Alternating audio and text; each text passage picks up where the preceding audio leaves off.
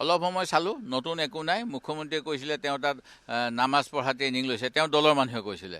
তেওঁ ক'ৰবাত ঘূৰিছে, ISI agent হয় আৰু কি যে কৈছিলে। এতিয়া দেখা পাইছোঁ পুৰণা কথাখিনিকে তেওঁ ৰেকৰ্ডিং কৰি বজাই আছে। আৰু তেওঁলোকে SIT কৰিছিলে।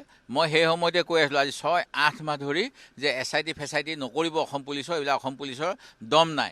এইটো দিল্লী যিটো ইণ্টেলিজেঞ্চ ব্যুৰোক দি দিয়ক, ৰক দি দিয়ক, IBক দি দিয়ক। এতিয়া মুখ্যমন্ত্ৰীয়ে মোৰ কথাটোকে শুনিছে, খালি দেৰিকৈ। আৰু মাজতে মানে ৰাজনৈতিক ৰুটিটো সেকি ল'লে পঞ্চায়ত নিৰ্বাচনৰ সময়ত। কথা ইমানেই। আৰু যদি পাকিস্তান যোৱাটোতো অপৰাধ হ'বই নোৱাৰে, কাৰণ লালকৃষ্ণ আদৱানী গৈছিলে জিন্না, যিজনে পাকিস্তান লাগে বুলি কৈছিলে, তেওঁৰ প্ৰণাম কৰিবলৈ।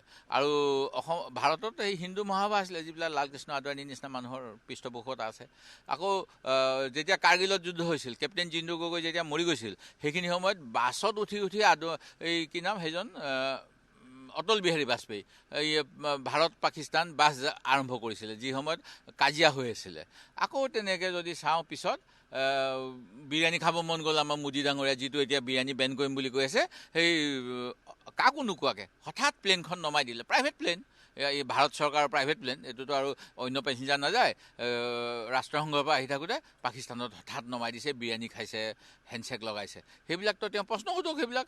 এইটো আমাৰ তেওঁ ভিছা লৈ গৈছে, আৰু ভিছা লৈ যোৱাৰ পিছত এইচব কথা কৈ লাভ নাই। মাত্ৰ তৰুণ গগৈ পৰিয়ালটো কংগ্ৰেছত আছে, হিতেশ্বৰ শইকীয়া পৰিয়ালটো কংগ্ৰেছত আছে।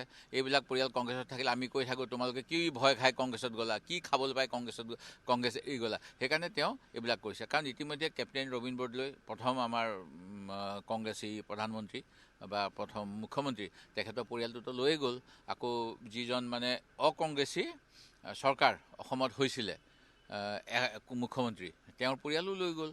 আমাক নিব পৰা নাই কাৰণে এইবিলাক এনেকুৱা আৰু বিল' দ্য বেল্ট যিটো কয়, এতিয়া মানে অশ্লীল দেৱব্ৰত শইকীয়াক চাবই নোৱাৰি, এইচব কথা কৈ আছে। এইবিলাক কি কথা, এইবিলাক ফটোৱা কথাবিলাক বেছি উত্তৰ দিব নাই।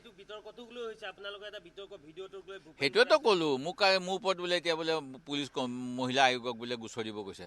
ইপিনে কালি আমাৰ মহিলা এজনীক মাৰিছে, সেইবিলাকক গোচৰ দিবলৈ মুখ্যমন্ত্ৰীয়ে নেদেখে। আমাক ৰাজনৈতিকভাৱে হত্যা কৰিব চেষ্টা কৰি আছে। হ'ব, যি হ'ব হ'ব। ৰাম ভৰোছে।